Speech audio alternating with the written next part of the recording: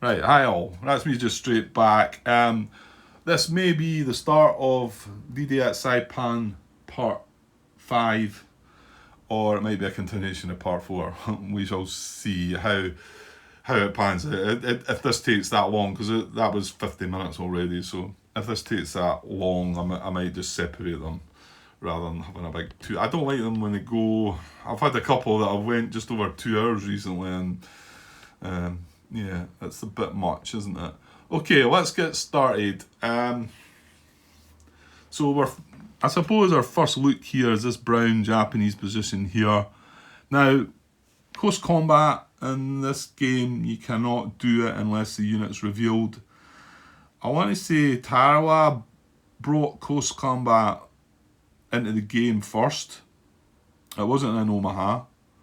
I think Tarawa brought it into play. And I want to say that you could do it against an unrevealed position, because I seem to remember you could actually land the units directly into a hex and have to conduct close combat. I think Peleliu removed that part and you weren't able to close combat unless the unit was revealed. And this is the same in this game.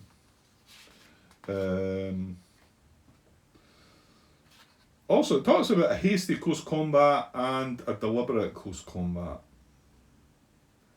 So might need to know what they're about. That's a wee bit different. I did read about it, but I wasn't quite clear about it. But I'm sure it'll become clear. It doesn't sound like something that's going to be. I was just looking for. Wait, hang on.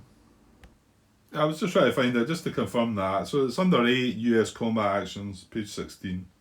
Conduct close combat. Conduct an action to move US units into a revealed Japanese occupied hex. A hasty close combat, HCC, is resolved immediately after US units have entered the hex. Okay.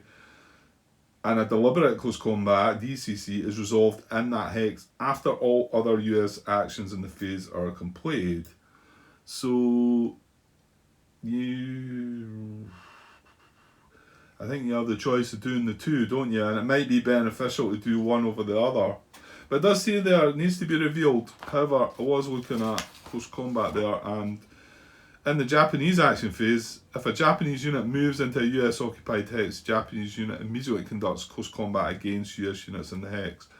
So my guess is that a Japanese unit could be unrevealed and move in to conduct close combat into the US hex.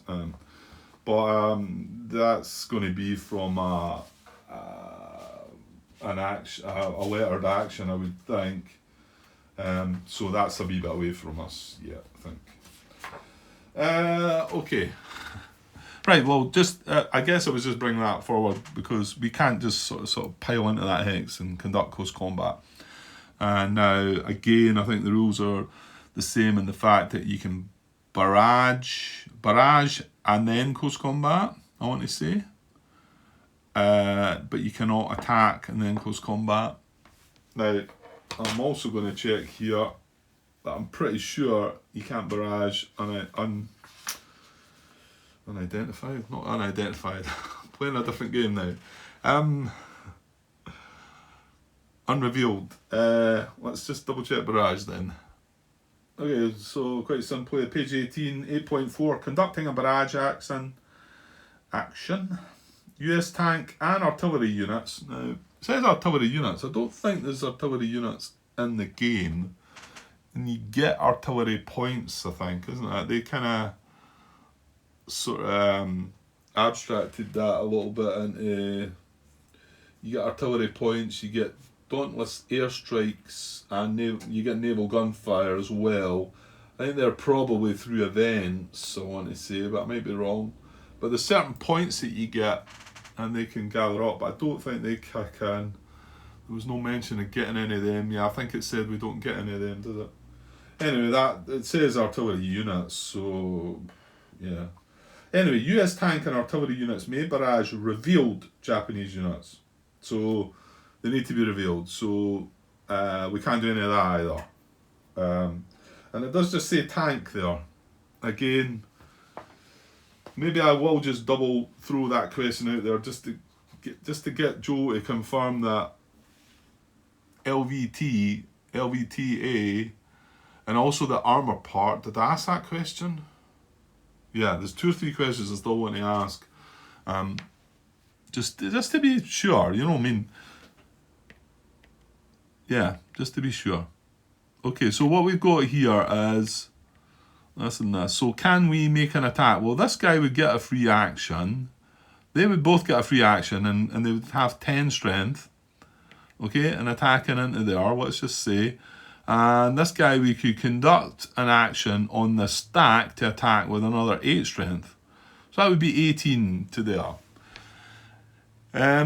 Let's consider that. 18 to that. Now, what kind of terrain is that in? It looks like woods or something. Yeah, it's woods. Right, I've got the tripod right above the woods. Wooded. US units attack strength halved into. So there you go. Right away, that 18 becomes a 9. So we've got 9 against that. Now, I mean, I've not got... Well, you could have a quick sneaky glance at these reinforcement pool, I suppose, if you want. You can see there's 2s, 3s and 4s. Maybe a couple of 1s there. So without sort of trying to work out what's all what, these are all random.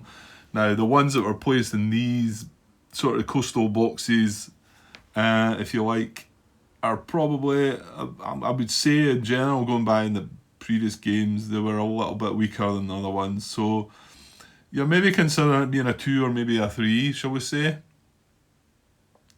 I dare say there could be some 1s. Now, was there not some that were just a 0 strength as well? And remember, this doesn't have depth as well. So it'd be 9 against...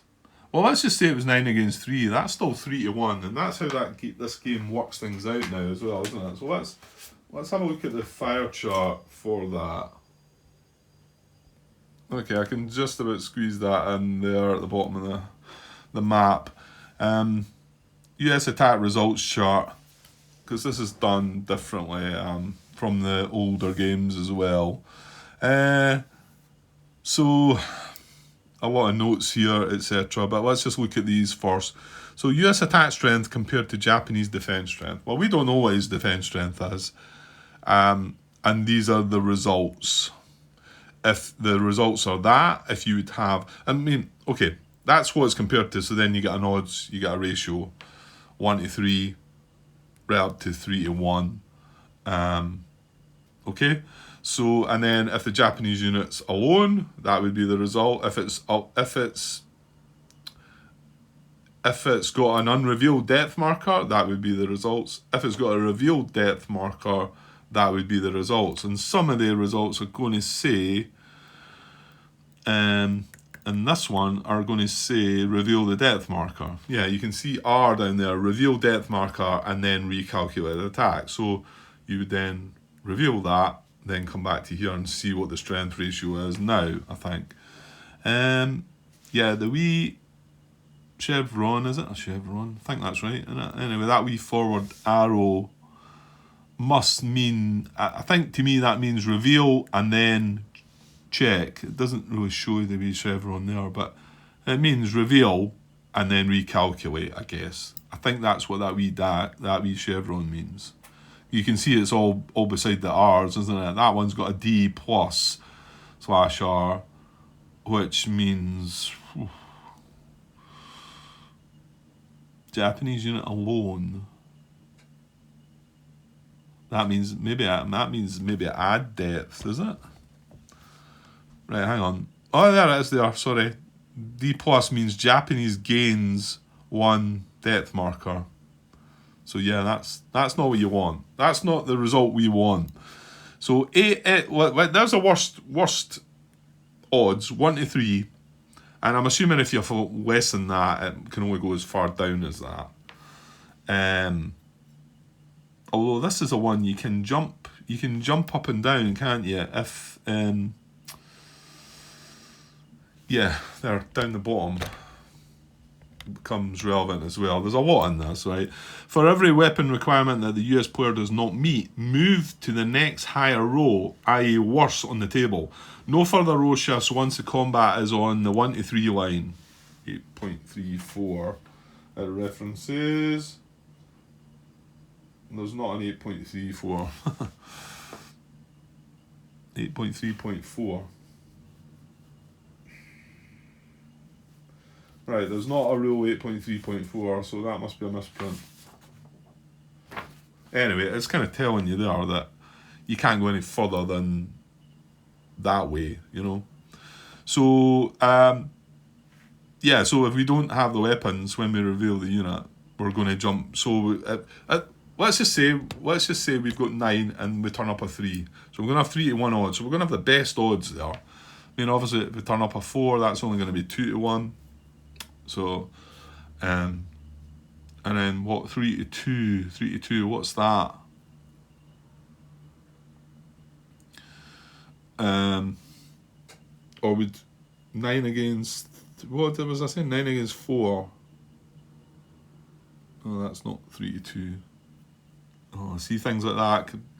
If you've watched me stumble with my 1.5 to 1 in the enemy action series, then odds like that are going to throw me a little bit. Maybe I'm sure I'll work it out. So yeah, if we do get 3 to 1 though, and if we've got all the weapons, JE is 1 Japanese unit defeated. So that's it. He's gone. Now, when I say he's gone, depending on what type of unit he is, they can sometimes is it withdraw? They use Japanese withdrawal. Yes. They can sometimes withdraw,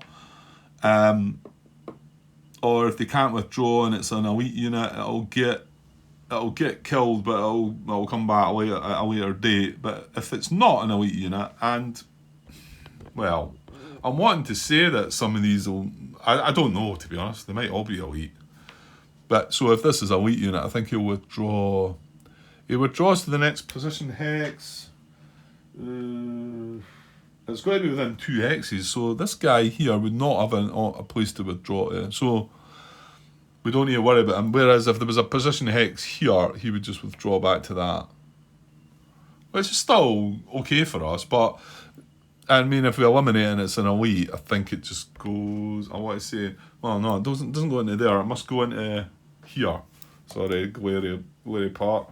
I was going to leave that light off at first, actually, because it's daylight at the moment, but I thought I'd just put that on. Is you only get the glare over that part. I've not got the other light on though, but it seems to look okay to me.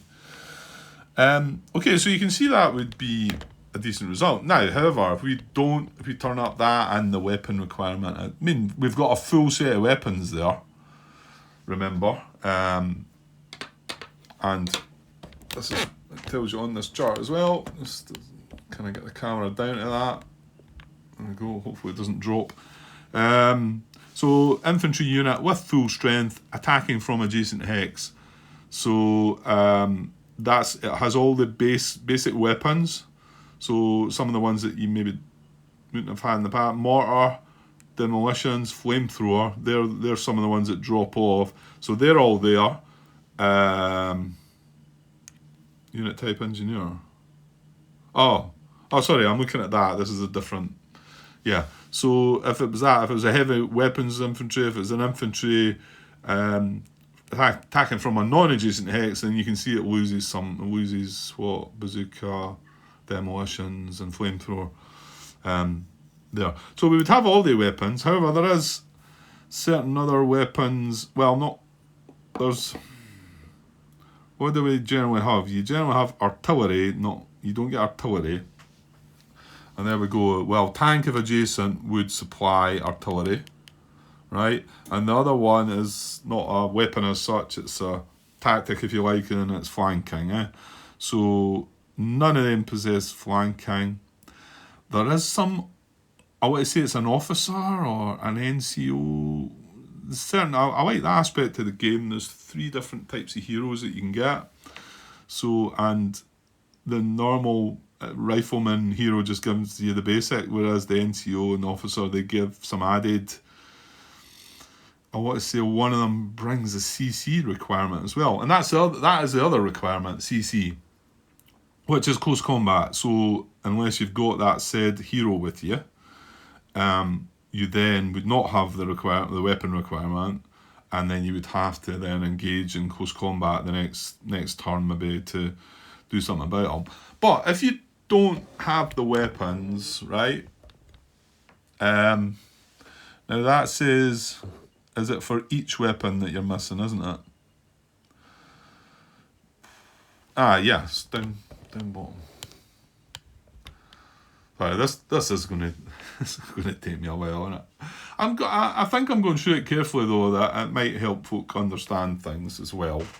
And yeah, that's how I like to do it. So switch off if you're not wanting more of this dragging its heels, then you're better switching off now, because it's not going to change very much.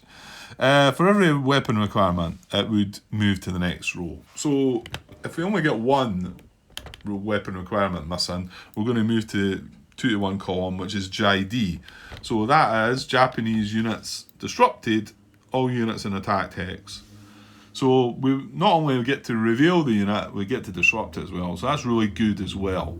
Now, if we have 2 weapons that we're missing, we're going to go down to NE, and I think we know what that maybe means. No effect. So, and then obviously the other side of that is really bad. So no effect isn't terrible, because it's not ideal, but no effect means that at least you've still revealed the unit. But any of the ones above that, that's depth and recalculate. AD and depth is attacker disrupted, I think. All US units in hex with the most steps is disrupted. All US units in hex with the most steps is disrupted. Alright, you could be attacking from 2 hexes, obviously. Do not count disrupted units. So your units would all be disrupted from one of the hexes, and they would gain depth. And AX is probably it is the worst. 1 US step is eliminated and 1 unit is disrupted.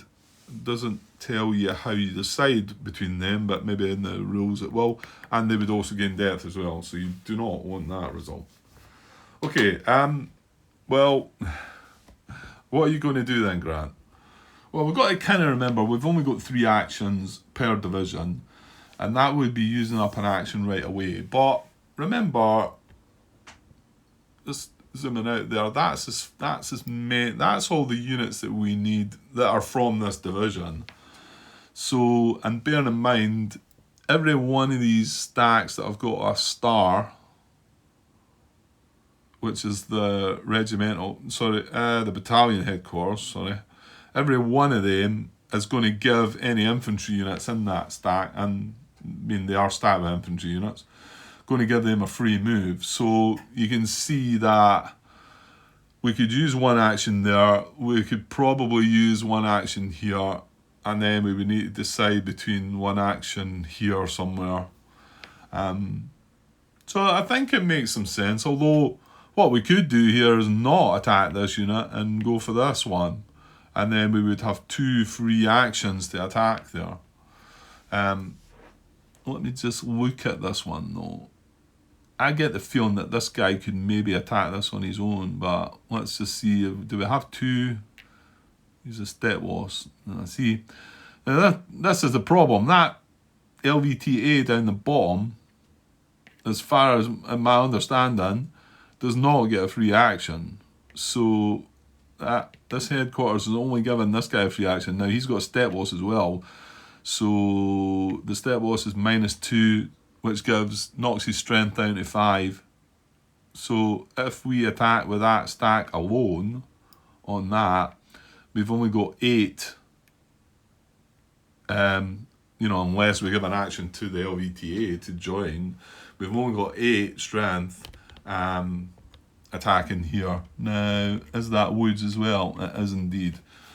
So there you go. These are the things you've got to think about. That would be 8 cut down to 4.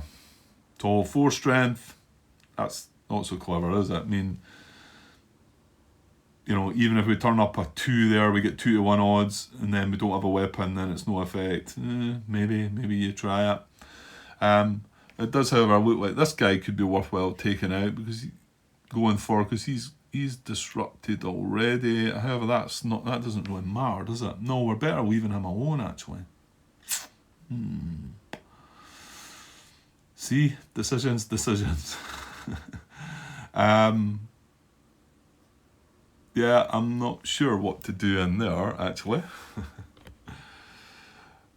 Now, this is why it takes me so long to play these games, because I can never make my mind up. And well, this attack here, either we attack the red position here, which again is woods, or look there, that's a nice clear hex there. So, but yeah, we've only got, yeah, see, we're not getting a free action from this, so we need to use an action. Well, that actually would be 7, 8, 9, 10. If we used an action to just attack with that, that would be 10, and that won't get half. That's just a clear X, isn't it? Where's my terrain? Oh, it's right underneath that chart. I'm guessing you're going to get no issues with that. It's just a clear hex. I mean, it's a railroad, but... And then we could... Well, that's using an action there, though, Grant. And then... That attack into the woods would be... 10, half to 5. So you feel like you would maybe need a bit more there. Yeah, you can see that 3 actions isn't a lot, even with the certain free actions that you've got. Right, make some decisions, Grant. Okay, I've been thinking a little bit and had thought about maybe just attacking with this, and it's only 10, but forgetting that it's getting half, so it's only 5, and 5 against that is just, it's a bit risky, I think. Although I'm contemplating maybe risking it with this one on here. We shall see in a minute, because I don't really want to, the fact that guy's disrupted, considering leaving that one alone, that would be 10, again, halved into that hex, so wouldn't it? So again, there's risks involved there. Yeah, okay.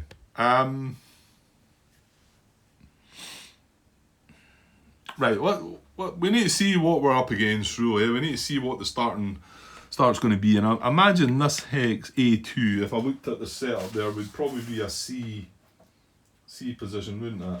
Yeah. So it would be a unit from the C. I'm not going to try and look in to see what that might be, but you know, you would see it. If I looked at that Japanese list of all the counters, you would get some idea of what their strength's going to be. But I'm not going to be. We shouldn't really know what they are anyway, should we? I'm not going to do any of that. So let's just go for this. Right. So free action here. These are attacking. 10. Okay, and I'm going to give an action for these 2 to attack as well. So that's another 8.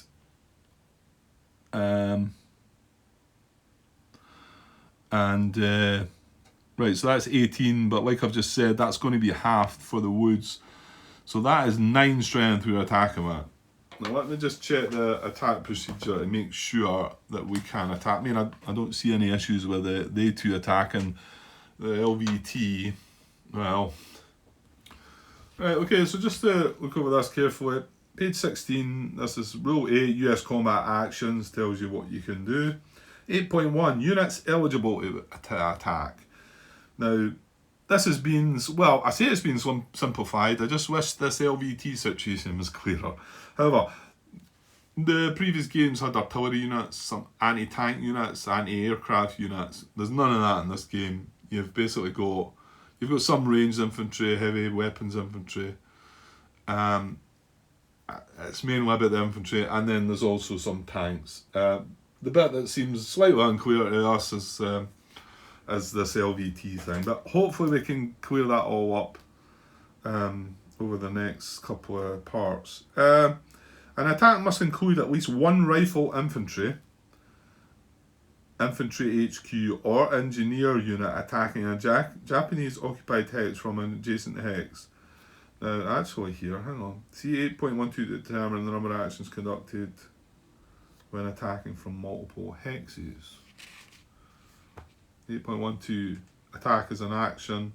Each unit participating in an attack against a single Japanese occupied hex must conduct an action to participate in the attack. A unit unable to conduct an action may not attack. And remember, these are getting free actions, these. These, it's costing me an action to give these 2. So you would think, is it 2 actions? Well, because they're stacked together and they're doing the exact same action. And by that, I mean they're attacking this exact same hex. I couldn't have one attacking this hex and one attacking another hex. Or I couldn't give them a move action and move them to separate hexes. They've all got to do exactly the same thing to benefit from that just being one action. Okay, so then in the above requirement, if the above requirement is met, other type units may join an attack against the same Japanese occupied hex within the following conditions. All participating units with a range of 1 must be in a hex adjacent to the Japanese occupied hex.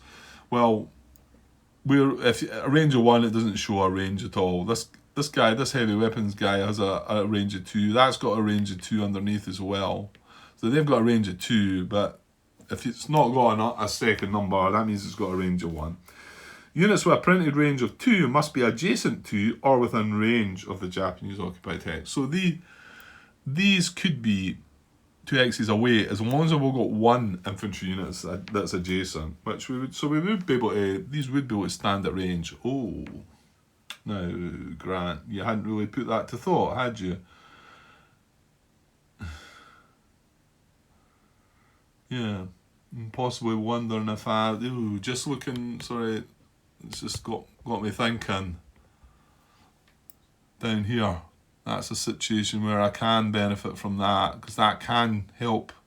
In fact, he can command both of them, give them both a free action to attack at range.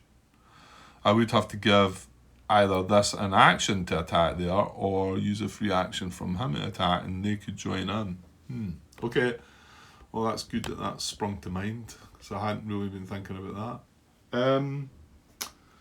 Rifle infantry units may not conduct range fire if they are not in a hex containing any field of fire belonging to that position.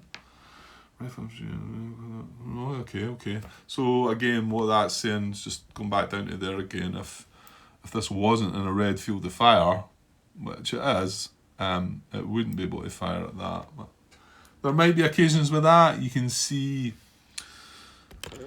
this orange position here has only field of fire dots in hexes adjacent, so me standing here with a ranged infantry unit, if we had another ranged infantry unit adjacent, could not attack. That's what that's saying.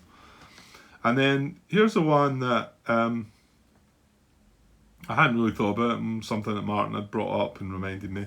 All rifle infantry companies must belong to the same battalion. So I'm actually now going back here to just double check. I think they should be, but you never know. So that's E26, right? So the battalion there is a 2 from the 2nd Regiment, and these are both from the 2nd Battalion of, the 6th Regiment, 2nd Battalion of the 6th Regiment. So we can, he is allowed to join the attack. However, if he had been from the 1st Battalion, that would be a no. And this brings about the slight confusion there, I suppose, going back to the fact that this battalion HQ can give, when it says it can command another rifle company from another regiment, as long as it's from the same regiment. So, yeah, did we ask that question, or is that a question we still need to ask as well? Maybe, yeah. I think I'd spoken about, Martin had talked about it, and we weren't clear on that, so that might be something again as well. I want to say I asked that question though. Maybe not. Right, okay, maybe I've got some questions to ask still. Right. Oh, no. There's a big red exception, Grant. Read it. Exception. And this is, after number 4, which was all rifle infantry companies must belong to the same battalion. There is a big red exception, so maybe that's why we've not needed to ask this question. It says, exception, one other rifle infantry company from the same division,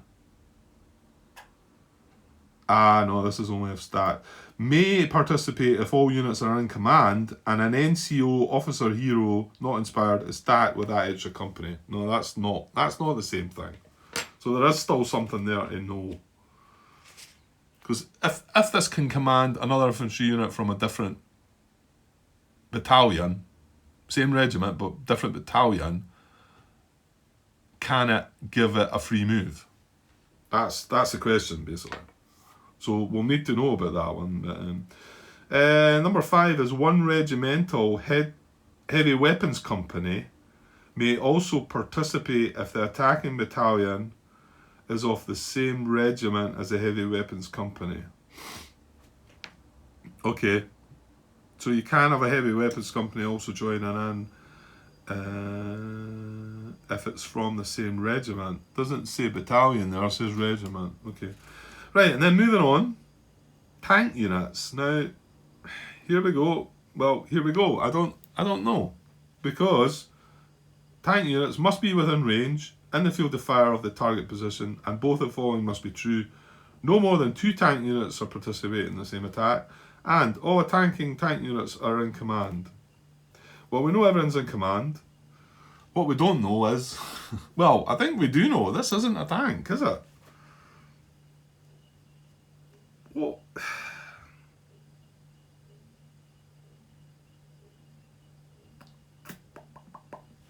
this is kind of telling me that this can't even attack. There's no, I mean, the next part is artillery points, and the next part is naval gunfire or airstrike. The important note is see about command range procedures. We know everything's in command. That doesn't even look like they can attack, and that's going to be annoying because that's going to drop my attacking strength to 8, isn't it? But come on, I mean, this should be.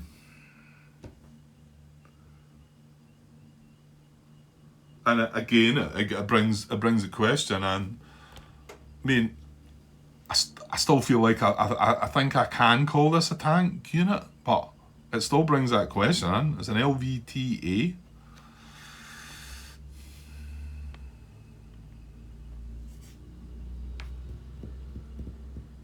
I don't know the purpose of them having a 1 then, really. What is the need for them to have a 1? So we're missing something. Right, I think I'm going to have another pause there. It does look like this might be part 5 actually, because that's me got 32 minutes in, and we've not even completed 1 attack yet, or 1 US action.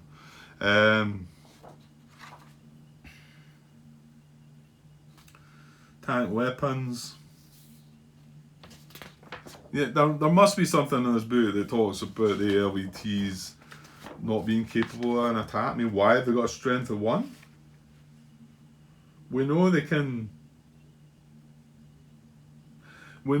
be mounted up with the infantry, and that was what my intention was there. Does that allow them to become part of the fight?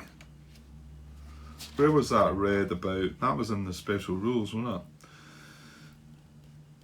Yeah. 1 LVT, not an LVTA unit, may transport 1 US Marine Corps infantry / headquarters / heavy weapons company. The units must begin movement in the same hex or be landing together. Place the unit beneath the LVT. Well, that's what my intention had been with that, because before I started scratching my head about what was the use of them, apart from, okay, I get that that's a vehicle that can move them quicker, okay, fair enough. The LVT counter now moves as an AFV carrying the company using its own movement allowance. If the LVT is eliminated or breaks down while transporting the company dismounts. See, if the LVT is eliminated, unlike previous games, elimination of LVT does not cause step losses or elimination. I mean, okay, Well, no, not really. What's that flip to on its other side? Does it still have 1 strength? No, it has 0 strength on its other side. Right, I think I need to go and ask these 2 or 3 questions. One was about the free action, wasn't it? Yeah. One is again here. Yeah, I should have been taking notes because now I'm forgetting what I'm wanting to know. I don't know. Maybe it's clear somewhere in the book about how these can be used, or if they can't be used at all for attacking. Why have they got 1 strength point? That seems to be pointless if I can't use them to attack.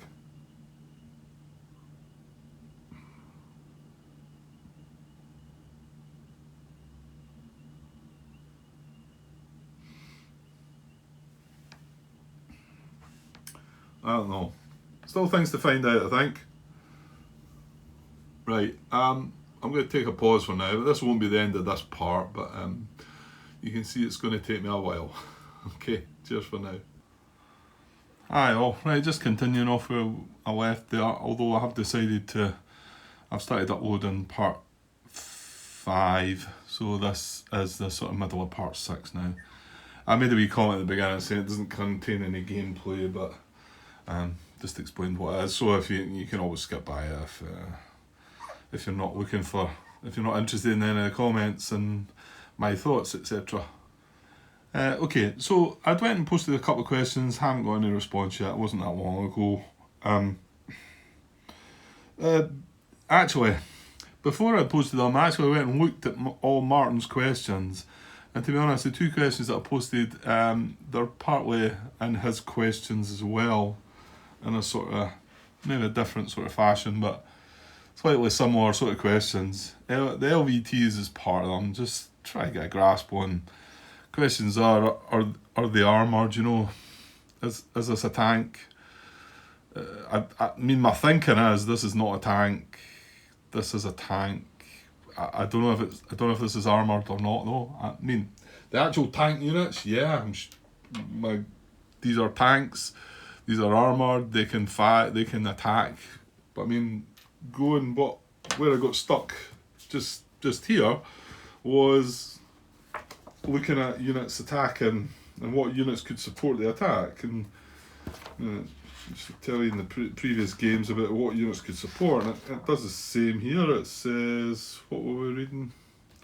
Oh, it's in rule 8, isn't it? Units eligible to attack. So it tells you the basic units that you've got to have an infantry unit adjacent, fair enough, then you can have range units. And then the other options are tank units, artillery points, naval gunfire or airstrike. No more than 2 tank units to participate in attack. And then of course where I got stumped was I wanted to attack with this, and then I'm thinking, well, I don't think this is a tank. So that's one of my questions out there. Is this classed as armoured? Is it a tank? Can it attack? If not, why has it got 1 strength? I don't know. There could be reasons for these. And I've searched through the rulebook again on the computer and typed in LVT, and everything that comes up. I mean, there's a bit in the setup at the back, and it does go into things in this sort of, where was it? It talks about how they can move a bit, the breakdown and all that, and how LVTs and LVTA are classed as different from tanks. And that's where it shows you that all that different stuff on the terrain table, which is a bit confusing in itself. So maybe we'll get something sort of just clarifying what they all do.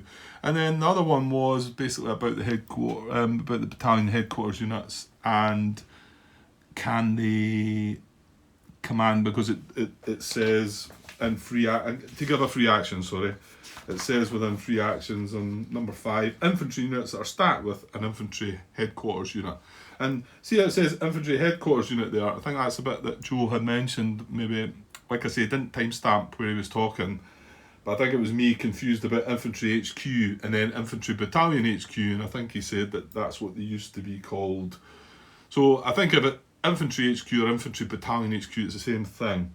So, but it says infantry units that are stacked with that get a free move, or get a free action. So I'm just worried that what it means is not any infantry unit, but infantry units from that, either from that battalion or from that regiment, because they could be stacked with anything. So I'm pretty sure that that's maybe not meant to be the case. And then it also links with 10.3 rule when it talks about infantry battalion HQs and command, and then it mentions an undisrupted. I know we're not concerned about command at the moment because command lasts right through this whole scenario. Well, assuming we're just going to game turn 4. It doesn't kick in until game turn 5, should we say. But it says an undisrupted infantry battalion HQ provides command to any infantry unit belonging to its battalion, okay, and one other rifle infantry company from the same regiment, if those units are within 3 hexes of the HQ. And then that then goes back to say, well, okay, and then, well, are they, does that rifle infantry company get a free action, is one of my questions. Another half to that is that I would assume that come game turn 5, because it says under free actions number 8, starting the game turn 5, if units are within command range of either its battalion or regimental HQ command post, it gets a free action. So that could tend to suggest that anyone that's 3 hexes away. I'm not sure about this random extra infantry company.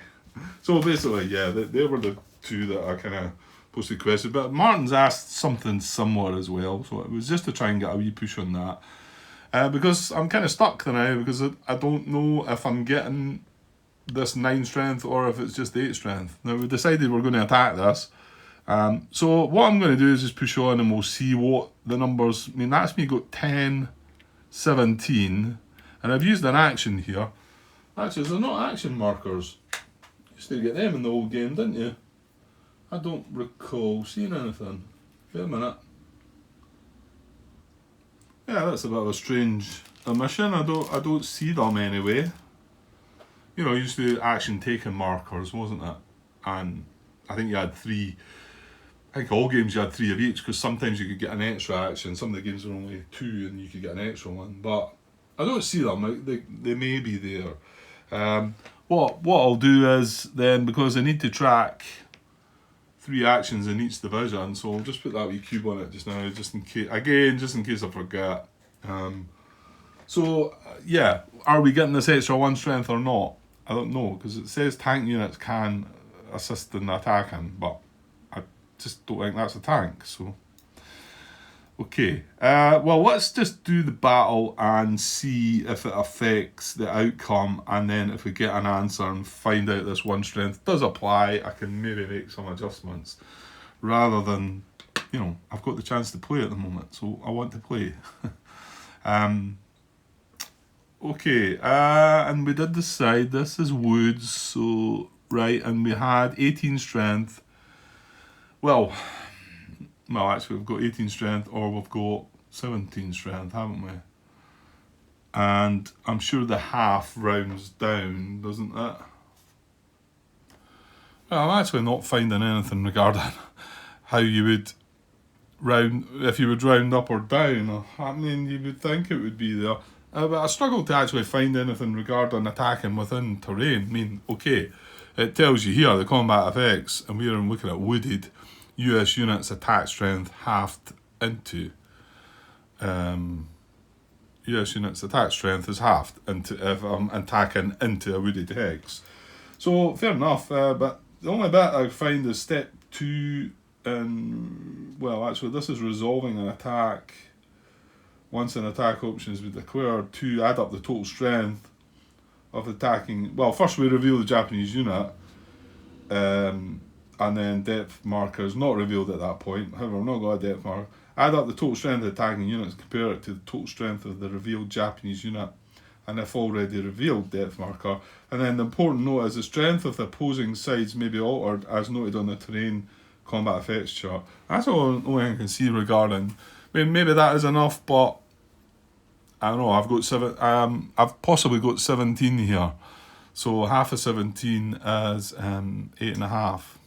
So I'm gonna round it down, because most of these things do. So I'm assuming it's gonna have to round down to 8. I'm only just going to go by that because I can't see anything. Unless there's something there, please tell me if you know what it is.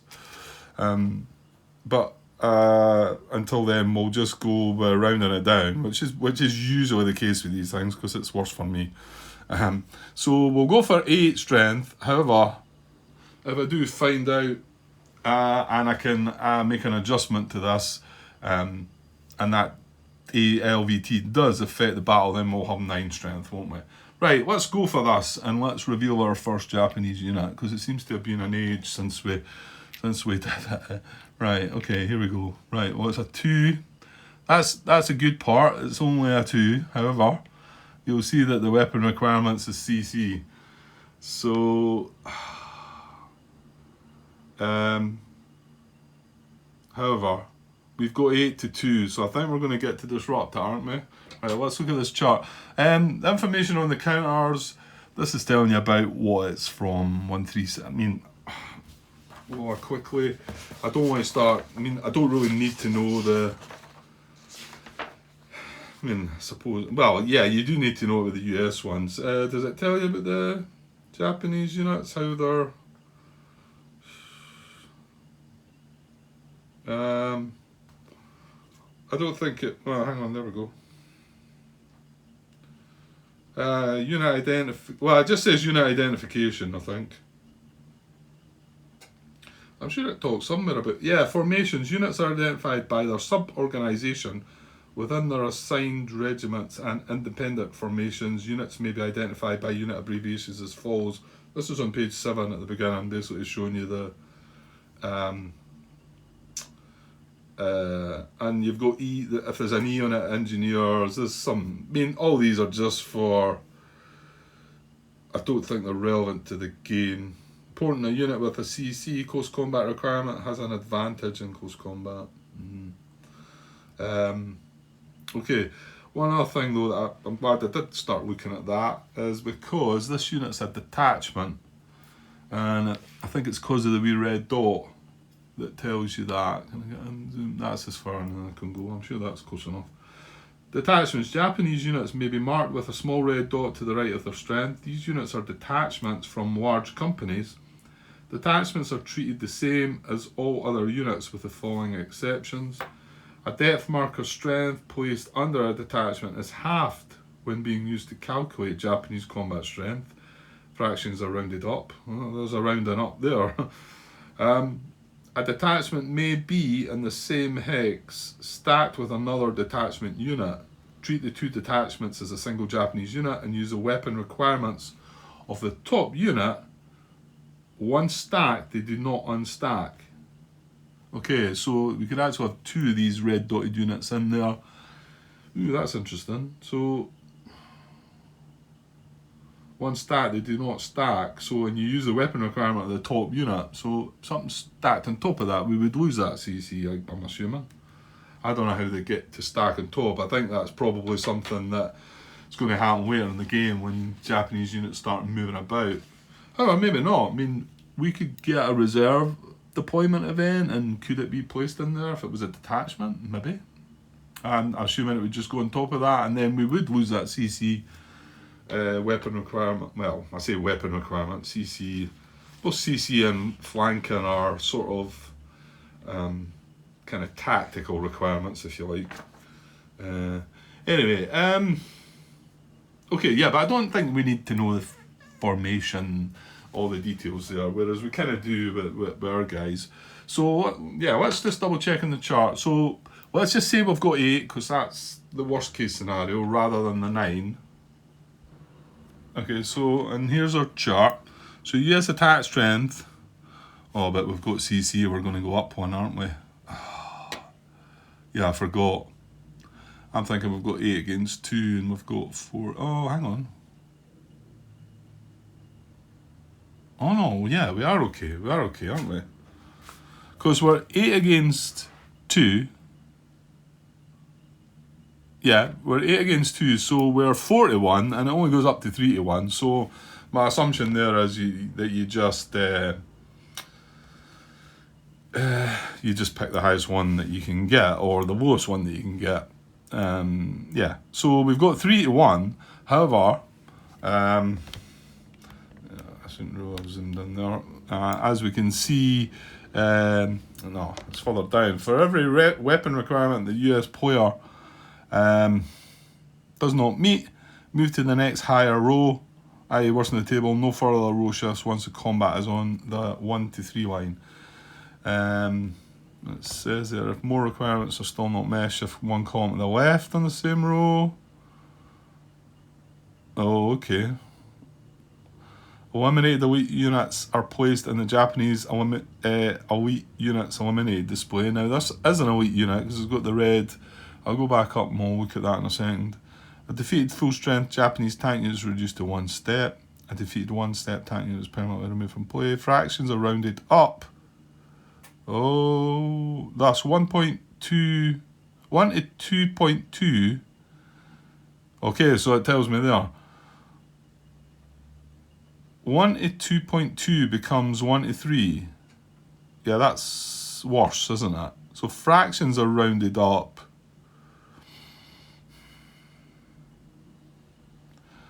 Right, hang on. What did I have? No, but I'm talking about my strength getting rounded up, wasn't I? Well, we actually have, if you're looking at it that way, we have 8.5 to 2. So, does that not mean we would round it up to 9 to 2? Fractions are rounded up. Because that's rounding 1 to 2, 1 to 2.2 becomes 1 to 3. And we actually have 8.5 to 2, so it should be rounded up 9 to 2. That's quite surprising then. I wouldn't have thought that went that way. Right, please tell me if I've got that wrong then. I mean, it doesn't matter in this situation, but am I right with that? I had 8, what did I have? I had 17 strength. I was to half it. That becomes 8.5, 8.5. And then we revealed the Japanese strength to be 2, 8.5 to 2 rounds up to 9 to 2. Which becomes, 9 to 2 becomes, well, it becomes 4.5 to 1, doesn't it? But it's still the maximum 3 to 1. Well, even if that is wrong, but please let me know if that's right. Because I don't want to start going on further and then rounding things up when it should be round. I mean, it does say fractions are rounded up, but maybe I could be thinking wrong there, possibly. Well, but even if we have 8 to 2, that is still 4 to 1. We're still in the 3 to 1 column. We don't have the CC weapon requirement, so we go up to the 2 to 1 column. We come along here, Japanese units alone, JD. So we're not getting to eliminate it because we don't have the weapons, but JD, Japanese units disrupted, all units in attack hex are disrupted. So that's good enough. I mean, it's not perfect, but it's not, yeah, it's not perfect, but it's good. At least we're disrupting him. He's not going to be able to fire back at us, because remember, we're still sitting in intense fire. We kind of want to get off the beaches, really, but it's not so easy while these Japanese units are around, because then you've got to move past them. You use that movement under fire, infiltration fire, and you find yourself thinking, well, what's the point? I'm as well attacking. Yeah. Oh, and before I put that on, I was meant to show you that's because it's got red in the background. That means it's an elite unit. So that means that it would be able to withdraw if it was eliminated. If it had a hex to move to within 2, I think it is, but I think if we do eliminate that guy, he goes back to the possible reserves, and we might see him later. Okay, well, that's the first attack then. So, and that's us used one of our actions for the 1st Marine Division, and yeah, let's see what's going to be next then. I think my initial thoughts had been to take a chance here, but while reading, oh no, yeah, it is. While reading some of that stuff there, I remembered that we're losing weapon. It's not only our strength is 5 rather than 7. we only have the Browning, the bazooka, and the machine gun. So there's more risk of turning over a weapon requirement that we don't have. Well, he has flamethrower and mortar. Well, that's quite handy then, actually, because he would be involved. So that restricts. Well, what does that take us down to? What did I say? Browning. I forgot. It's on the Stepwell's counter. Browning, bazooka, and machine gun. That's not a bad bunch. Why isn't Browning there?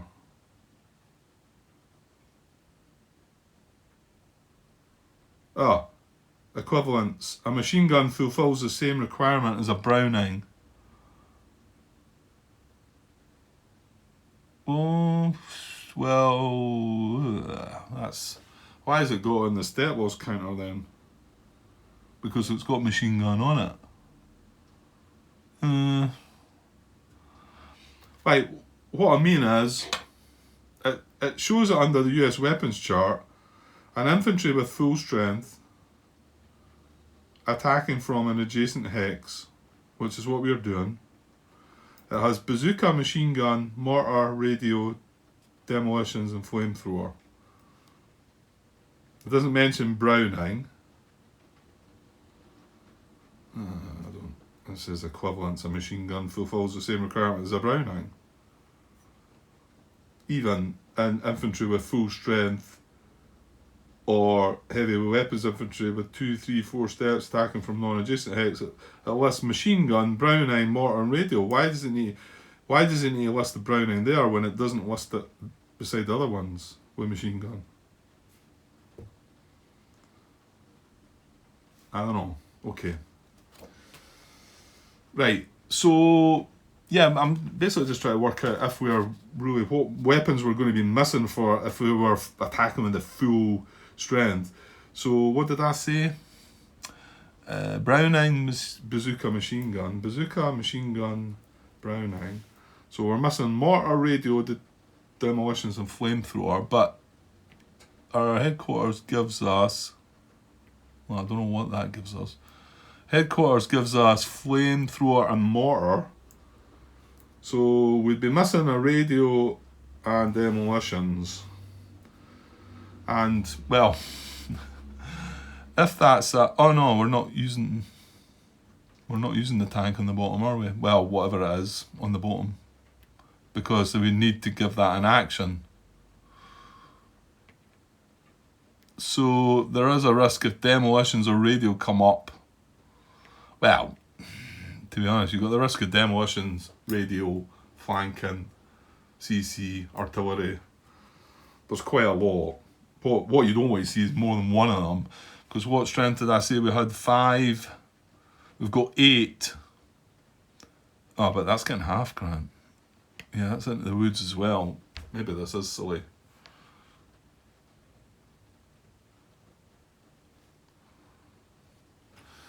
Yeah, that does seem a bit risky then, doesn't it? We've got 8 to... Well, no, sorry, we've got 4 strength.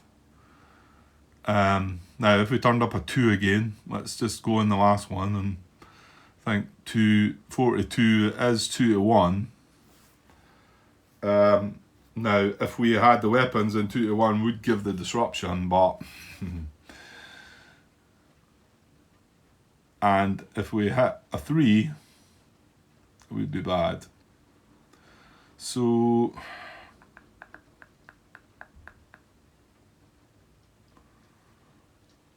Oh, I'm not sure. Maybe... Well, no, that's the thing I was thinking, Grant. That's the thing I was thinking. Well, how about leaving that guy? Because can these fire across into here? And by that I mean use an action here for this guy to attack here. Well, not just him, because I'll be using an action there, and then get the support of these free action to fire through. Now, this is what I need to find out though. It's firing through the woods, and through a Japanese position, which is disrupted. So it's just that might be a better attack, and we just leave purple. I think it's a bit risky, purple. That would be using an action there. And then we've got one more action to use somewhere down here. Possibly here. Yeah. Right, let's have a look. Let's consider... well, let's find out if I can attack at range through that, into that green position. One thing I've just read there, and I'd wondered about it. Where's the guy? Is this the guy with the step loss? Oh, it is as well. Well, it's not going to work then. I'm saying he can fire through. I'll still look that up to see, but he's only got 3 steps. Now, it doesn't mean it only has a -2 there to his strength. However, I've just read that a 3-step infantry unit only has a range of 1. So it says it there, 8.2.7 infantry range on page 17. Infantry units with 4 steps and heavy weapons units with 2, 3 or 4 steps. So heavy weapons units with 2, 3 or 4 steps have a range of 2. Infantry units with 1, 2 or 3 steps remaining and heavy weapons units with 1 step remaining have a range of 1 hex, adjacent targets only. So that guy that's got the step loss in here will not have the range to there. However, his headquarters unit will. So, when a full strength unit is attacking from adjacent hex, it has all the weapons. Yeah, and it could be different. Infantry with full strength attacking from adjacent. Infantry with full strength attacking from a non-adjacent hex. I mean, is it the headquarters? No, the headquarters unit isn't. It's only 2 steps, so. Well, why has it got a range though?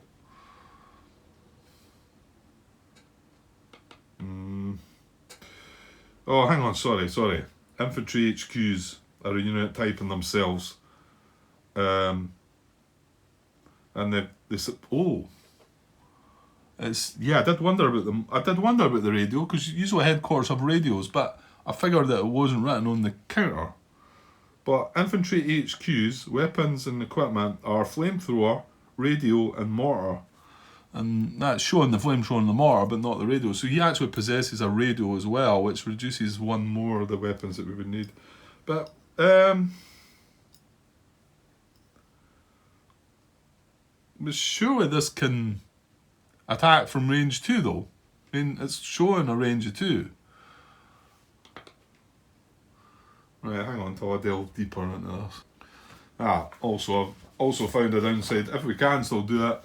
One of these important notes that do seem to be important, but they come at the end of the end of it. I think you're reading it all and then you read the important note. But well, I don't know. Should it be at the beginning? Should it be the end? Maybe that's me being picky. I don't know. An infantry unit's attack strength is halved when attacking at a 2 hex range. So if it was attack a half, it'd be 3. It'd be 1.5. Do we round that up? I don't think we should be rounding them up. I mean, it was rounding fractions up. I don't know. Maybe? So that's all I'm getting though. Right, what does it say about HQs then? Attacking. Right, okay, been on pause for quite a bit. I was away. I still haven't had. Well, I did get an answer to one of the questions. I went and asked the question regarding fractions about rounding up. It seems to be that the only thing I can see is you would round up fractions, which is normally not the case in these games. You tend to find that you get the worst of it. However, Martin replied to my question saying that just to add that in Iwo Jima, that's how you rounded up. So this possible 17 attack that we made, again, we're not sure if we're getting the 1 or not, but 17 half to 8.5 would indeed get rounded up to 9. So yeah, that's not often the case with these games, so they've been generous to us there. Assuming that is still the case here. I can't find anything, like I say, the question I posted had there was 2 references to it. One was regarding, what was it, it was this unit, wasn't it? That's where I seen it in the first place. What are they called again? Because I've got the wee red dots, supplemental units or something like that, about rounding up the depth marker or something like that. And the other one was on the charts and tables. Fractions are rounded up, thus 1.2 to 1.2.2 to 1. Right. 1 to 2.2 becomes 1 to 3. Yeah, fine. So yeah. So we'll go with that for now, which is good. So so that would have been 9 no matter what. I don't think, no, nothing changed there anyway, did it? No. So it doesn't matter. So we don't need to revisit that. That's exactly what would have happened, I think. Assuming we've got everything else right. The other one, well, no, I've not had answers to the other 2 questions, but Martin's more than likely not going to voice an opinion on them because he's got similar questions out there. So I think it's there for Joe to have a look at and see, obviously regarding the Battalion HQ, and the other one regarding the whole LVTA tank situation. But I mean, unless I'm just having a grant moment with that, but I think Martin was confused by them too, so it gets me thinking that, well, it's not so daft to scratch my head at that. Anyway, yeah, what was I wondering about this HQ infantry unit firing at this? I mean, obviously we need we need an infantry unit adjacent to start the fight, but he can support it. Now, I was hopeful that the unit underneath would be able to support it, because it looks like it's got a range of 2, but then we found out that this, although it wasn't clear to me at first, takes its strength down by 2. I still thought it had the range, so I thought it was a 5-2. However, it does say that 3-step infantry units only have a range of 1, so that was a bit meh. So I was a bit peeved at that. Anyway, and then I wonder about this being able to shoot not just through this unit, this friendly, well, this other Japanese position, but also the fact this was a woods hex. Well, I can find nothing at all that says that I can't.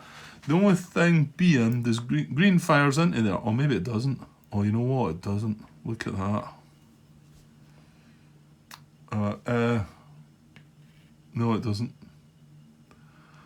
Right. Well, that means I can't. Well, just to carry on my looking into that thing, which took a while, and I even searched online, like in the rule book on the computer, I mean, for range, and nothing came up. Saying, there was nothing to say that there could be line of sight issues, which I know Tarawa had. What was it? Was it bamboo in between or something like that? Caused some trouble with ranged fire, and I want to say maybe some of the other games did, but there's nothing at all there that I can find regarding any terrain issues. And also firing through that position hex.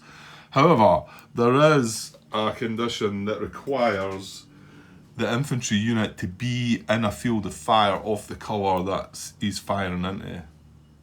So that means that unit can't do that, which is annoying now, because I'm now back at square one, wondering what to do with that. Okay, so I'm going to have to think again about that, because I thought I was going to start adding these numbers up and seeing if it was worthwhile. While I was looking for, it was when I was searching for range actually, and it came up.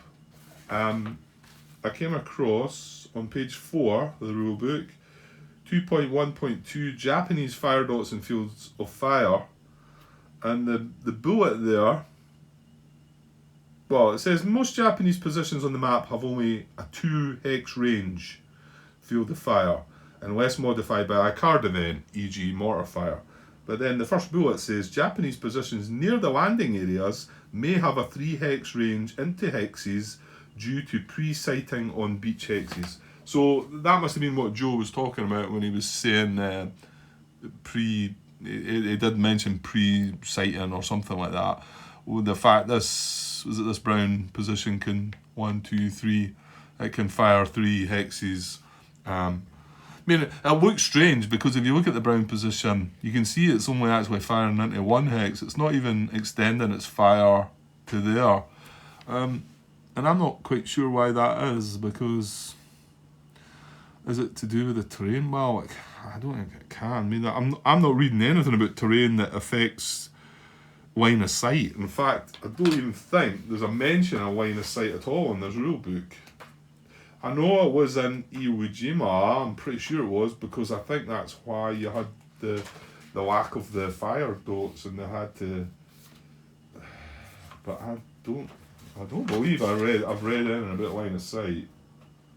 Yeah, maybe that's what I should have done a search for as well, line of sight. Never thought of that. Glancing at the contents at the beginning, I'm not seeing anything throughout, so, and it's not anything I've came across, so I don't know. Wondering why these, I mean, it's not just this unit. Well, look at this one. This one does fire steady fire. This yellow fires steady fire into here. So it fires into there and steady fire into here. This brown fires intense into there, steady into these two, but it doesn't extend its two hexes. Same with this purple here. Actually, same with this yellow. Why is that? Why is that? Because, I mean, it even says in that bit that I just read, most Japanese positions on the map have only a 2 hex range. So, I'm not sure. We'll leave that one with you.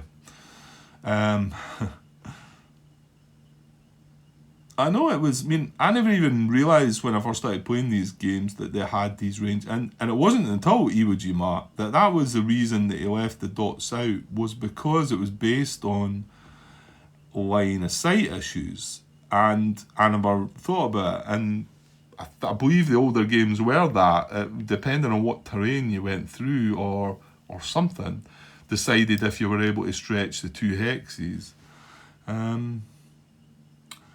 Yeah, we'll just leave that one for now. I think the reason being is I just thought, I looked at the dot on the hex. I didn't care about, I mean, why does it not fire into here? That doesn't matter. Why? I suppose some of these things start wondering. You start wondering about. I mean, why does it not fire into here, the brown? But why not? Why not just not care about it and just say, right, it fires into there, and that's that. So I suppose it might be interesting to know why. I'm sure there's a simple explanation for it as well. Okay, right, well, let me think what I'm now going to do then.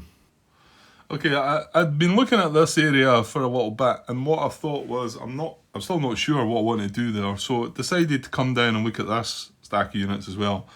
Now, I don't need to follow them in the line, you know, I just need to, I've got 3 actions, and I'm trying to distribute the 3 actions carefully, if you like. So, obviously, I'd looked at this possibility of this attacking from range. Now, these are in the red field of fire, and these have all got a range of 2, right? And I thought, okay, this is all a free action to attack here. We need an infantry unit to attack.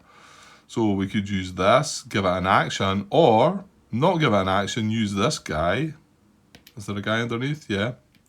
Use him as a free action to attack it, and then get support fire at range from that. So I thought, well, that sounds really good. However, then it clicked. These are all from the 3rd Battalion of the 8th Regiment, and these are from the 2nd Battalion of the 8th Regiment.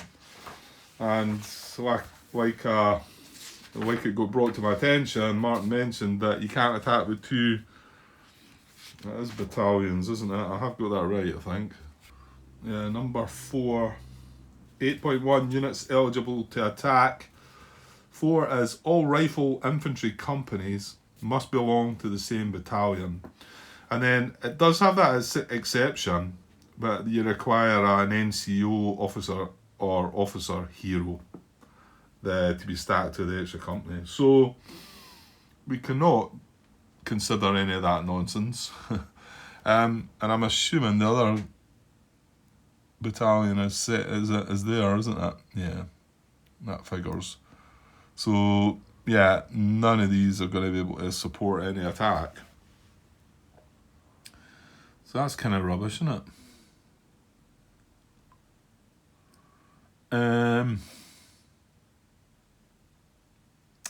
Okay, I'm now going to have to think about all that again. Right, okay, I'm not that sure what to do, so we've got to make a decision. So I'm going to use this to attack the red position. Now, again, this is not going to get a free action, as far as I'm led to believe. So I'll put that down the bottom. This HQ is going to give that a free action, so we're attacking with 10. And this is 3rd Battalion attacking here. It's into the woods as well. So, and then we can, yeah, I can get, because I can give that an action. Yeah, we're going to go with that. So I'm going to give this an action to attack as well. And that was from the same battalion as well. And obviously that there's an LVTA in there as well. So, well, I guess that's fine. So that's 19. I'll mark that. That's used another action. Used another action there. So that's 2 of our actions on this side. So 19 into the woods. So, and like we've found out now, it gets halved and rounded up. So 19 is 9.5, rounded up to 10. So we're going to go for that. Yeah, let's go for that. So 10 strength against... Oh, he's a 1. With flanking. Oh my. He's another one of the... What would I call them? Supplemental? Is that right? I'm not so sure that sounds right. Detachments. Right. Don't know where I was getting supplemental from. Detachments.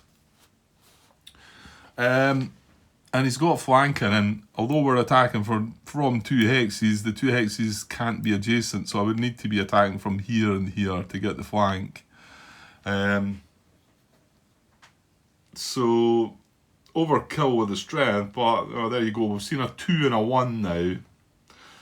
So maybe the most we're going to see is 3, and there, you know, I guess there might be 1 or 2 4s in there. That's the thing. So you hit one of them, take a chance. It's the sort of thing we'd do if, if I took a chance with this one. Still, I could look at that and think, and tempted into thinking that's a 1, and attack with 4. It'd be half the 4 strength, wouldn't it? And then maybe get a 4 to 1. And even if we didn't have the weapons, we'd be good to disrupt them. So maybe it is worthwhile revisiting and thinking about it. However, this one is, without bringing the chart out again for you, well, we're 10 to 1, so we're the highest, we're on the 3 to 1 part. So if we had the weapons, we would be eliminating it. However, he's got flanking requirement. We cannot satisfy that. I can't remember. Can normal heroes do that? Oh, you know what? Well, the heroes in this game are slightly different as well. I don't think a hero in the past could give you flanking, could it? No, I don't think so. And I'm not sure if they can in this game as well. I know one of them can give a CC. So maybe one of them can give a flank. Anyway, we've not got the weapon, so we're going to jump up a row to 2 to 1, which is JD result and Japanese units disrupted, all units in the hex disrupted. So, yeah, we're just going to have to settle for that. But I did look at that and I thought, well, at least if we get that disrupted, which I figured, 10 to 1, 10 strength attacking was pretty good odds, then this is getting a free move. Yeah, these 2. So if I'm going to move these, I could maybe move them. I can't really move them in there. If I move them into there, though, I'm going from intense red to intense red, but this is disrupted now, so I don't think that will affect that. However, I've got blue and brown that I'm going to have to dodge, so I don't know if it's worthwhile or not. I'm not sure. I think, going back to the previous games, you had to keep moving, you had to do these things, so, if it turns out that they take infiltration fire or movement under fire or whatever it's called, then so be it. Yeah, okay, so we'll go with that. So now we've got one more action this side, but now I'm tempted to go back and look at this because, well, I thought we might as well be just attacking this disrupted unit, but I don't mind the guy being disrupted. I'd rather disrupt something else as well. I'd rather disrupt this purple if I could, but well, we already spoke about what. Well, that could be a free move to give it a go. Maybe take a wee chance. That could be a free move to do the movement under fire. Again, possibly taking a chance. I'm going to read the rules up for that though first. I'm just running out of time here a bit. It could end up being that I just complete my US action phase on this division and then wrap this video up maybe. It's just to make it... I don't like to do that. I'd like to complete the whole US action phase, but I can see myself going getting to 2 hours plus if I carry on like that. So it'd be better to split up a wee bit, and I'm sure you can all pick up where you left off if you're trying to follow things. Yeah, I was just wondering what's in here then. If we gave this an action, this stack, this is quite a this is a disrupted part. So no, it's not so good. Well, it'd be 9, wouldn't it? What's in the other hex then? What's in here? 3, well, maybe 10. There's 10 in there. So 10, just be 10. If we attack that, it's going to be halved. If we attack that, it's going to be halved. Which was the hex? It was this one here, no? This one's clear. What is this then? Ooh, that may be worthwhile. That's 10. Yeah. That'd be the best place to give the action to, because this is a clear, well, I'm saying it's clear, what is it called? Yeah, clear. It's railroad, but clear is, yeah, there's not, railroad says other terrain in the hex, doesn't it? Anyway, so the other terrain in the hex is just clear. Okay, so I could use my last action to have a go at that. Does that help any? No, blue down there, fire. No, not really. And then, well, see if I fancy this one. Maybe go for this first, just to see what it is, possibly. Right, okay, I'm going to go for this, actually. So, yeah, I'm going to stop stacking these. I'm going to stack these in a better way, because I don't see, I mean, if I'm going to start moving them as a transport, they need to be starting in the same hex together. Then I can sort of say, okay, he's mounting up on that LVT and he's heading off with, as an AVF, with that movement allowance. Up until then, I don't think it really matters. We're better seeing the big stuff, like seeing the infantry on top and seeing what we're doing. So, yeah, we're going to give our third action to this stack, and it's a strength of 10, and we're going to attack that blue position.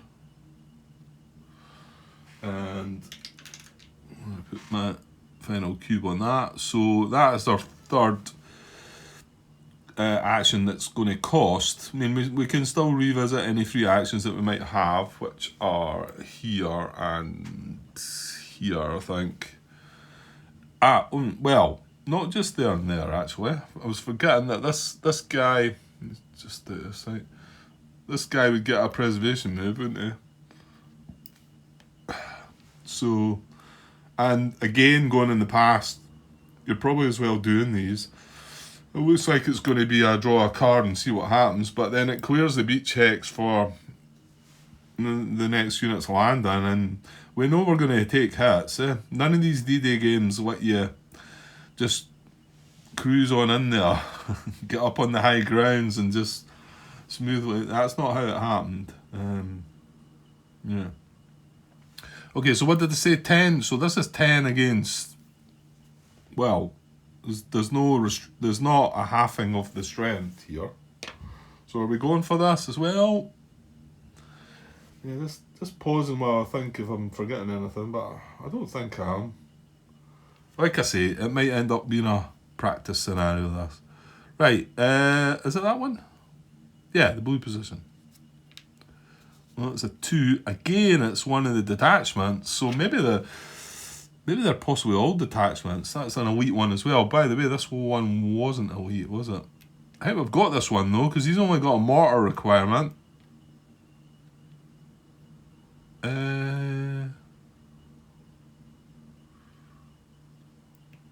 It's machine gun. That's the actual unit. I was just confused there. I was wondering what that B was, but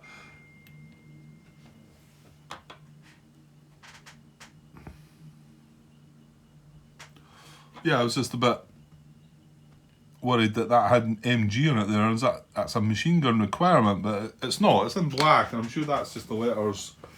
Did they not say there was some letters at the front there? Formations. I don't know.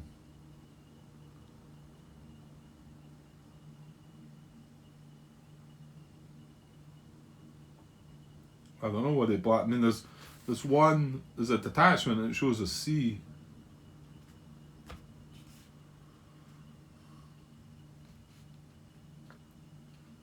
Treat the 2 detachments.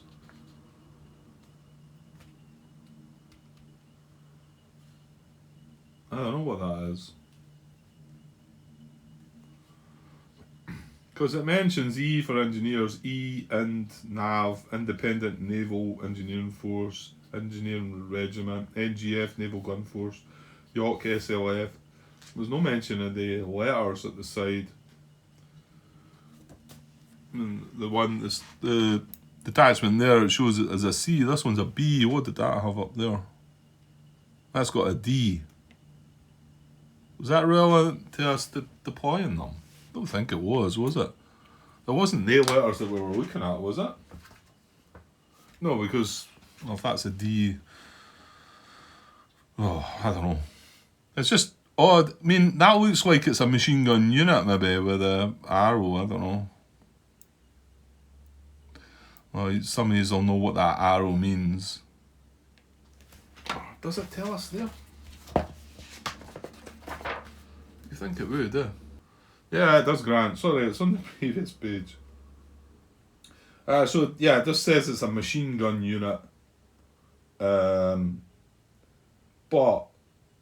my understanding is that's not a requirement to take it out. It's just telling you what type of unit it is. Yeah. And as for the other letters, random letters, I don't know. Looks like they're maybe to do with the detachments, right? Oh, no, but that was an detachment as well, wasn't it? Anyway, this one's not elite. So where are we here? So we're back at this one. This one is elite. And we have, well, we've got 10 to 2, so we've got 5 to 1. The odds are 5 to 1. We do have the weapon requirements. And the unit is alone, so Japanese unit defeated. One Japanese unit defeated, it says, and it links us to 8.3, but so I need to go there because it's not just going to be, yeah, it's going to look at withdrawal. I don't think it can withdraw though. When a US attack defeats an elite Japanese unit, if the unit can trace Japanese communication, which I don't want to sort of dive into yet, I actually think that Japanese communication is a bit simpler here, and it's a case of what we're looking at this blue one. It can trace a path right to the edge of the map there. I get the feeling it's that. Obviously, if we had units around here and we're controlling this hex and we surround it, then it couldn't trace communication. That can trace communication. It's an elite unit. The unit withdraws instead of being eliminated. So game turns 1 through 4. If the elite unit is in communication, place the unit in... No, hang on. An elite unit cannot withdraw if... Right.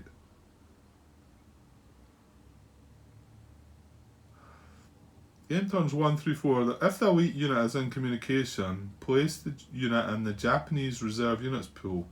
I thought we were trying to reach a... I mean, not that he's got an empty hex he can move to, within 2, am I missing something here? The unit withdraws instead of being eliminated. An elite unit cannot withdraw if, right?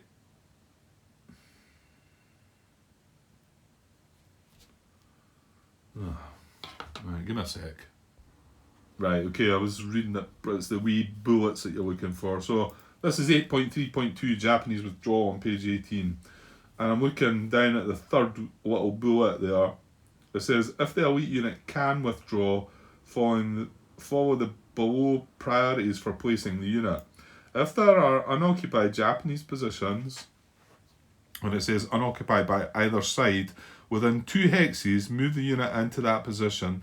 The position does not have to be in communication.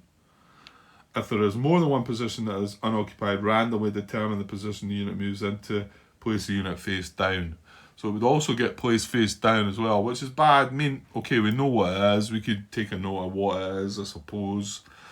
But the fact that it's face down again means that you can't barrage it, you can't CC it. Yeah, and if you don't want to go down that road of taking on it, you're more likely going to forget what it is. So, but there's not an empty position hex within 2. So we move on. If there are no unoccupied positions within 2 hexes, positions within 2 hexes, and there is a Japanese occupied position within 2 hexes, and the withdrawing unit would not be overstacked. 6.4. Move it face down into that position. If there are any revealed units already present in the hex, the withdrawing unit is moved there face up. The position moved to does not have to be in communication. Important, this can only happen if the units involved are a tank and a detachment, or 2 detachments. I was reading on there because I knew it was talking about detachments, and this is a detachment. However, oh, wait a minute. Can it move there then? Because that's a detachment too. Oh, yuck. Well, not so yuck if it becomes disrupted. This can only happen if the units involved are a tank and a detachment, or 2 detachments. Additionally, if the units withdraw into a hex containing disrupted units, the withdrawn units are also disrupted. He is going to move in there then, isn't he? Because he can't reach there. Well, that's not revealed yet anyway. So it has to be, I mean, it talks 6.4 not to be overstacked, which I'm assuming means... Come on, where are you? Japanese stacking limits. Only 1 Japanese unit and 1 depth marker may be in a hex. Exceptions. 2 Japanese detachments may stack in a hex. These units are treated as 1 unit. 1 Japanese tank unit may be stacked with 1 other Japanese unit and or depth marker. So that's what it's linking there to. So if there are no unoccupied positions within 2 hexes, and there is a Japanese occupied position within 2 hexes, and the withdrawing unit would not be overstacked, move it face down. Oh, it's going face down. Oh, but hold on. If there are any revealed units already present in the hex, the withdrawing unit is moved there face up. Position move 2 does not have to be in communication. That's where he's going. He's going here. And now, does he go on top then? Or we want him to go on top, do we not? Yeah, we do, because he's got flanking. That could be a result, actually. Because going back to... Is it not that beginning bit that I was just reading? Detachments. Or is it just depth markers? No, surely not.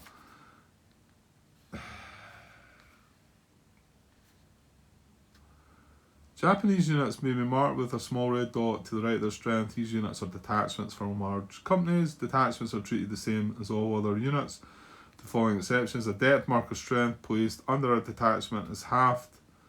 Right, a detachment may be in the same hex, stacked with another detachment unit. Treat the 2 detachments as a single Japanese unit, and use a weapon requirement on the top of the unit. Once stacked, they do not unstack. So If there are no unoccupied positions on 2x in the Japanese, withdrawing unit would not be overstacked. Move it face down into that position. Well, it's got to go on top of it, eh? If there are any revealed units already present in the hex, the withdrawing unit is moved there face up. The position moved to does not have to be in communication. So, and it talks, the important part was disrupted. I should have kept that open. Where was I? Damn it. What bit was I reading there? I just flipped the page there. Right, found it. Page 18.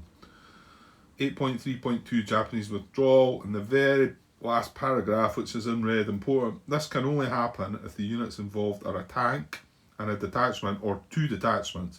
Additionally, if the units withdraw,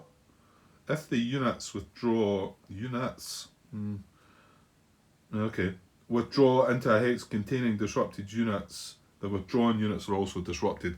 Right, there's no talk about how it should be stacked, but I can only assume that he's going at that. He's withdrawn. Now, I mean, he can't really. I mean, we've got control of that hex, but it just says within 2 hexes, move it there. So I'm thinking it's all right, and that's in communication. Although that doesn't need to be in communication, because it clearly says that. And that was an elite unit into there. So now, my belief is that we only need a mortar. We will not need to flank that to have a go at it. And my guess is it's 3 strength mortar. However, we do know that that's an elite unit. And in fact, am I not right in saying that if we let it withdraw, it will withdraw back into that hex, I think. However, there you go. Well, we've removed the unit from A9. We've got that disrupted in there. That looks pretty good. That looks pretty good. Right, you know what I'm going to do? I think I'm going to wrap this up because we're at an hour and a half. And I know. I don't like doing it this way, but I'm enjoying things, and I don't want to like overdo the videos. I want to look over them a bit. So once, you know, the longer you do, the riskier it is to try and fix things. So we've had our 3 actions on this side. Now I could come back and revisit some free actions, fair enough. I've also got a disrupted unit in there that I might want to, well, I either want to take a disruption marker off, or I might want to preservation move it. But that was slightly different because I had to do that at the end of turn, didn't I? I had to do that once I'd carried out all my other actions. And it didn't differentiate between 1st division and the 4th division. It just says once you've moved or used all your actions, done all your US actions. So we'll leave that now. That's an hour and 37. Starting to get things moving. I know it's probably still slower than you'd like, but like I say, it's how I enjoy doing it and want to be careful about things. Yeah, let me know about any things I've talked about, any comments, anything that I'm getting wrong, obviously. I might be starting to push into that. I felt like I was rushing into there a little bit, remembering how it used to be, so hopefully I'm not being caught out. I think I might have almost got caught out with the fact I was attacking with 2 different battalions. Yeah, I think I'll need to watch for that one, because yeah, it wasn't something that happened in the old games. You just could attack with whatever. It wasn't really any concern as such. Okay, right, I'll leave it for now, guys. I might get back to a wee bit more tonight as well, so if not, I dare say I'll be back tomorrow at some point. Okay, cheers.